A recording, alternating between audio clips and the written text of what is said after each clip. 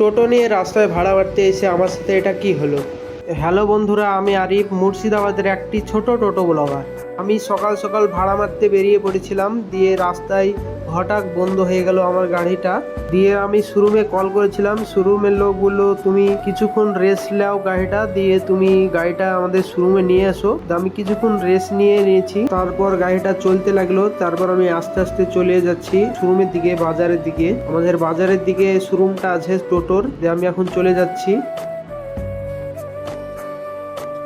তারপর আমি শোরুমে আমার গাড়িটা নিয়ে চলে এলাম। আমি শোরুমের ওপরে আছি, নিচে আমার টোটোটা আছে। মিস্ত্রি কাজ করছে, বললো আমাকে একটু দাঁড়াও, দিয়ে আমি তোমার গাড়িটা দেখবো। দিয়ে আমি ছাদের উপর উঠে পড়েছি।